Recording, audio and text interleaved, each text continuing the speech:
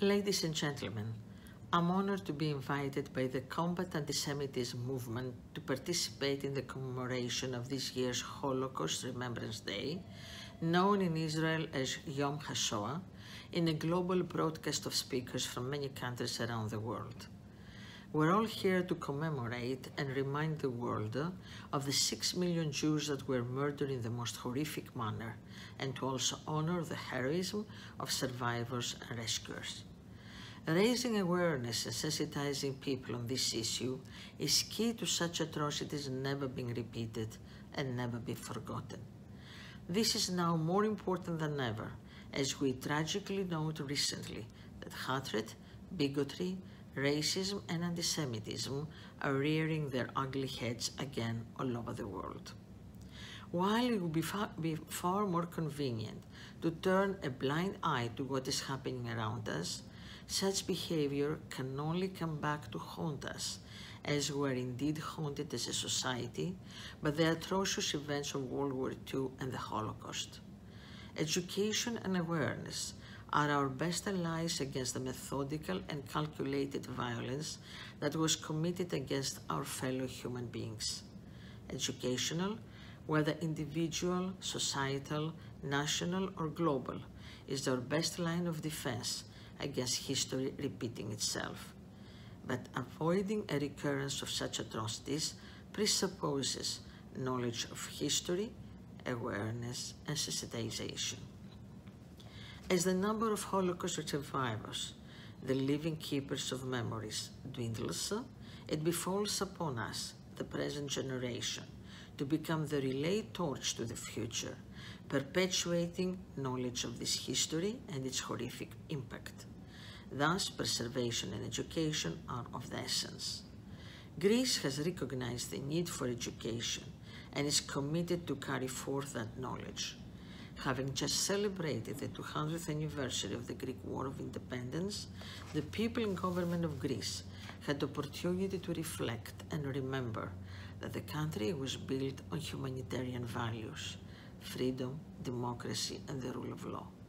It is, after all, the birthplace of democracy, and combating antisemitism, bigotry, hatred, and racism naturally flows from these values.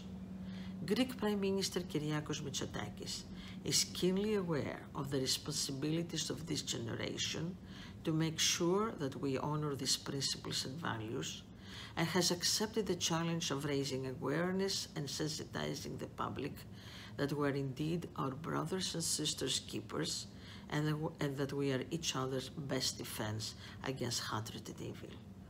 Towards this direction, Greece has taken concrete steps.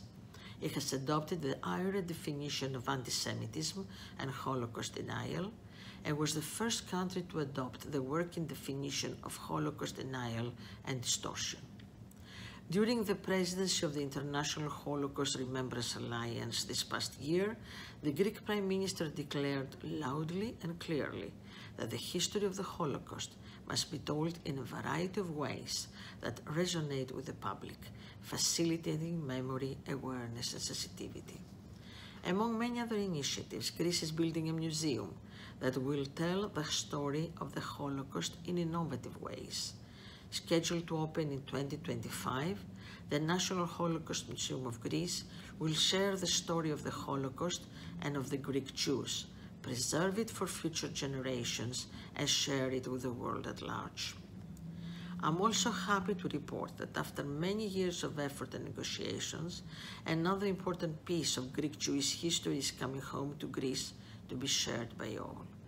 We have secured from Russia the archives of the Greek Jewish communities that were stolen by the Nazis in 1941 and taken to Moscow when the Soviet army captured Berlin. These archives tell the story of the Jews of Greece and include documents, books, and veneration objects from 30 synagogues. All these will contribute greatly to the education of future generations about the richness of Jewish life in Greece, its contributions to Thessaloniki and the country at large, and will also bear testament to the destruction and tragedy of the Holocaust. Furthermore, it will reinforce the importance and value of human life and will underscore the right of all of us to our history, our culture, and traditions, and also underline what is our common cause and our common responsibility to perpetuate the memory and to fight against repeating the tragic experiences of the past. Thank you again for including me in this impressive roster of speakers, and I look forward to working with you again.